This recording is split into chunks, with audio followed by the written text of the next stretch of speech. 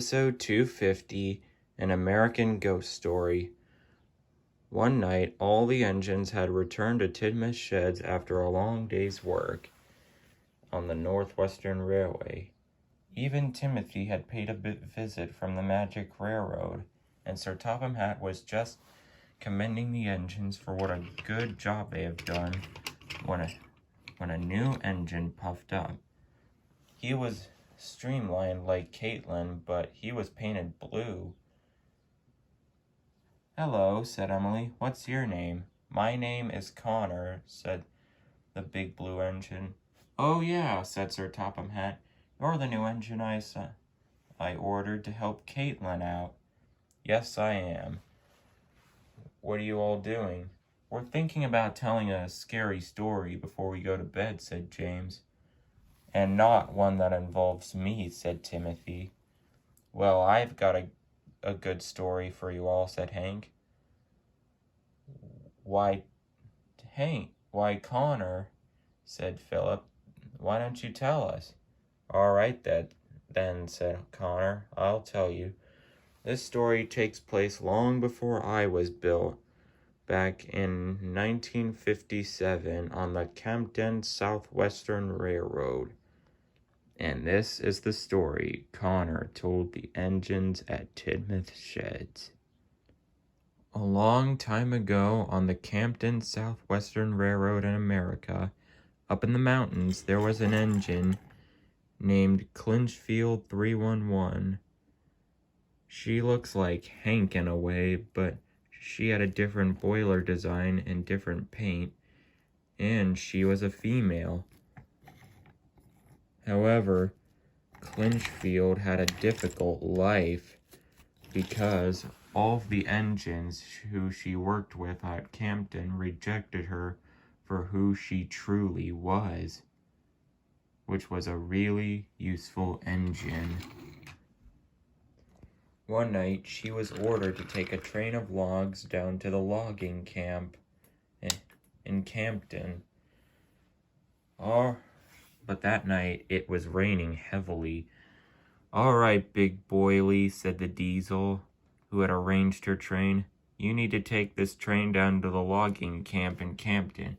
So get moving, Big Boily, or you'll be late." And the diesel rolled away laughing. Clinchfield felt very sad. She then got word, as well as her driver and fireman, that one of the lines was closed due to flooding during the storm, so she had to take a different path. But she didn't know of the danger ahead. A lightning bolt knocked a piece of the bridge out of its place, and soon the whole track gave way into the rapid waters below. Clinchfield didn't know of this as she rattled up the bridge, and then she fell.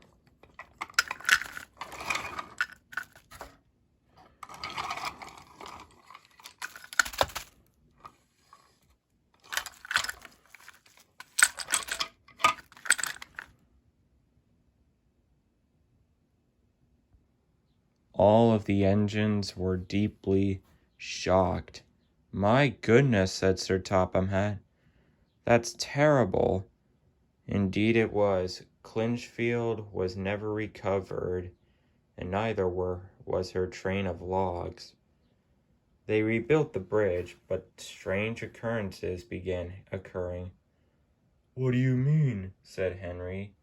"Well," said Connor, a year after Clinchfield's accident, after the bridge had been repaired, a diesel was pulling a freight train along the same line where Clinchfield had disappeared.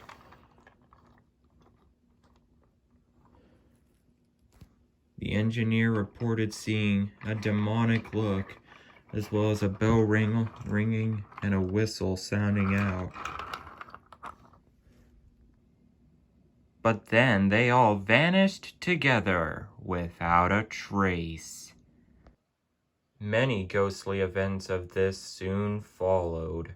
According to legend, If you visit the Camden and Southwestern Railroad in the fall, you might just hear a cry of a whistle in the wind. And if you are able to walk along the line, brave enough, during a thunderstorm on Halloween night, you might just get a glance of a 482 with a demonic look as it flies past you, its whistle screaming out loudly, only to vanish in the night. "Geez," said Sir Topham Hatt. "Indeed," said Winston. "I hope Clinchfield 311 doesn't come to our railway," said Percy. "Indeed," said Philip. "Don't worry, guys," said Connor. "I'm sure this story was just made up." "You know, Connor, you're right," said Timothy. It's probably just made up." "Oh, but it isn't. Come along, Frederick." "Yes, 311.